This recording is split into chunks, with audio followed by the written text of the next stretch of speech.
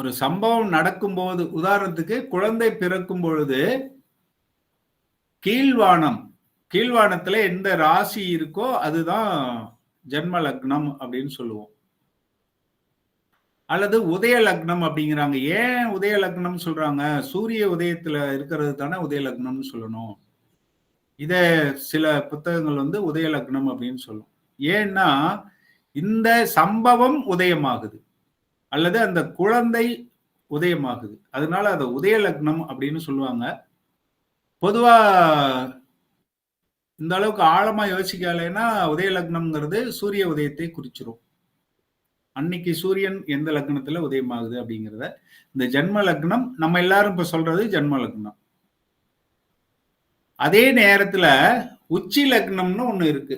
என்னன்னா இப்ப நம்ம குழந்தை பிறக்கும் போது நம்ம கிழக்கு நோக்கி நிக்கிறோம் அப்படின்னா அந்த கீழ்வானம் உதய லக்னம் அல்லது ஜென்ம லக்னம்.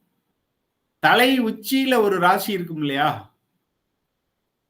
அதாவது ஆக்சுவலா அது 10ஆம் பாவம். அந்த லக்னத்தை உச்சி லக்னம் அல்லது மத்திய லக்னம் அப்படின்னு சொல்லுவாங்க. அது ராசி கட்டத்துல 10ஆம் பாவமா வரும். இந்த லக்னத்துல இருந்து 10ஆம் பாவமா இருக்கும். பின்னாடி 4 தள்ளி இருக்கு. அடுத்து மேற்கு வானம் இருக்கு இல்லையா, அந்த ராசி வந்து அப்ப அஸ்தமனம் ஆகிட்டு இருக்கு. அந்த குழந்தை பிறக்கும் போது கீழ்வானம் வந்து ஜனன லக்னம் அல்லது ஜென்ம லக்னம்.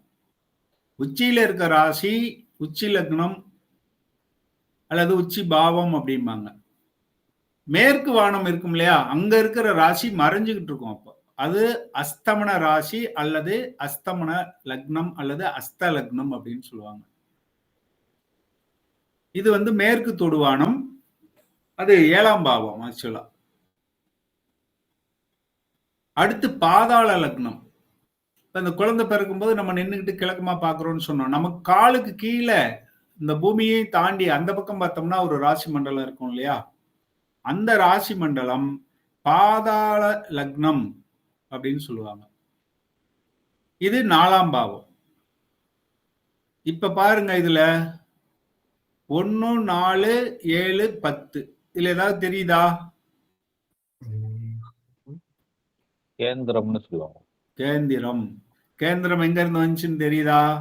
இதுவரையில எங்கேயாவது புத்தகத்துல பார்த்துருக்கீங்களா? யாராவது சொல்லியிருக்காங்களா? வாழ்க்கை சொல்லியிருக்கலாம்.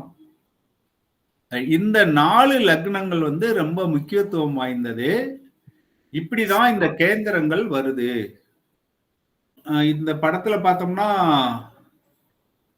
இந்த கேந்திரங்கள் எப்படி வருது, பூமி சுத்த சுத்த 1, 4, 7, 10. இங்க இப்ப இது வந்து குழந்தை இங்க ஒருத்தர் நின்றுகிட்டு இப்படி பாக்குறாங்கன்னா அவங்க தலை இந்த பக்கம் இருக்கும்.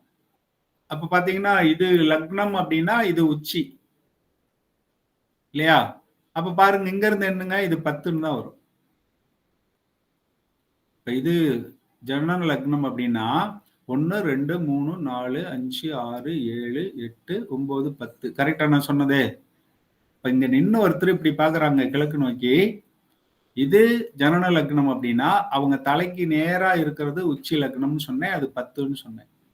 காலுக்கு நேரா பாருங்க, இது பாதாள லக்னம் 4ன்னு சொன்னா 1, 2, 3, 4. பின்னாடி மேற்கு, இது இப்பதான் கிழக்க தொடுவானம் அப்படின்னா இது மேற்கு தொடுவானம். இப்ப 7ஆம் பாவம். அப்ப 1, 4, 7, 10 இதுதான் என்னன்னு சொல்றாங்க, ஐயா சொன்னார் இப்ப கரெக்டா, கேந்திரங்கள் அப்படின்னு சொல்றோம்.